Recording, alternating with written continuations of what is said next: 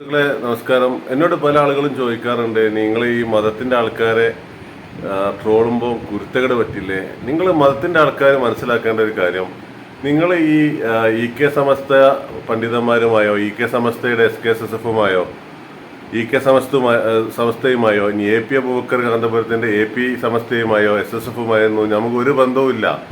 അതുപോലെ തന്നെ മുസ്ലിം ലീഗുമായിട്ടോ അല്ലെങ്കിൽ മുസ്ലിം ലീഗിൻ്റെ സാദിഖലി നിങ്ങൾ അവരായിട്ടൊന്നും നമുക്കൊരു ബന്ധമില്ല. നമ്മൾ എന്താ പറയുക, അത്തിയസ്റ്റാണ്, നമ്മൾ യുക്തിവാദി മനോഭാവമുള്ള ആളുകളാണ്. അപ്പോൾ നമുക്ക് നിങ്ങളെ ഈ പറയുന്ന വ്യക്തിഹത്യല്ല ഞങ്ങൾ ചെയ്യുന്നത്. നമ്മളിപ്പോൾ ഈ പറയുന്ന കാര്യങ്ങൾ കണ്ടാൽ നമ്മളത് വിമർശിക്കും. നമുക്ക് ഈ പറയുന്ന തന്നെ വിവിധ രാഷ്ട്രീയ പാർട്ടികളുമായിട്ടോ അതുമാതിരി കുഞ്ഞാലിക്കുട്ടിയായിട്ടോ ഇങ്ങനത്തെ ഒരു ആളോട് നമുക്കൊരു കമ്മിറ്റ്മെൻറ്റും ഇല്ല. നമ്മൾ എന്താ പറയുക, നമ്മളെ ജോലിക്ക് പോകുന്നു, ജോലി ചെയ്യുന്നു, അധ്വാനിച്ച് ജീവിക്കുന്നു. ഇവരാരും എന്താ പറയുക അണ്ടറിലൊന്നല്ല നമ്മളാരും ജീവിക്കുന്നത്. അപ്പോൾ നമ്മളത് അന്തസ്സായിട്ട് അധ്വാനിച്ചാണ് ജീവിക്കുന്നത്.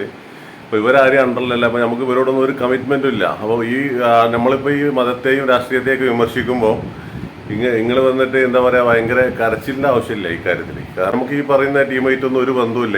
ഈ AP സുന്നിയായിട്ട് കെ സുന്നിയായിട്ട് ഇപ്പോൾ എന്നെ പലതവണ വധിക്കാൻ ശ്രമിച്ചത് ഈ കെ സുന്നിയിലും AP സുന്നിയിലും പെട്ട ആളുകളാണ്. എൻ്റെ തലക്കൊക്കെ നല്ല പെരുക്കാണ്.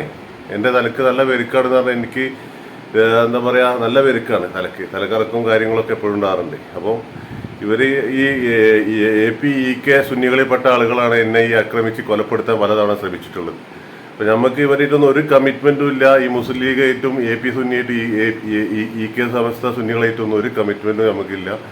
നമ്മളവർ പറയുന്ന പൊട്ടത്തരങ്ങളെ സമൂഹത്തിനെ മോശമായിട്ട് ബാധിക്കുന്നു. അപ്പോൾ സപ്പോസ് തുപ്പൽ കൊണ്ട് തുപ്പിക്കാണ്ട് തീറ്റിക്കുന്ന സംഭവങ്ങൾ, അങ്ങനത്തെ പല കാര്യങ്ങളും സമൂഹത്തിന് മോശമായിട്ടുള്ള ഹാമായിട്ടുള്ള കാര്യങ്ങൾ കാണുമ്പോൾ നമ്മൾ യുക്തിവാദി എന്നുള്ള രീതിയിൽ വിമർശിക്കും. ഓക്കെ.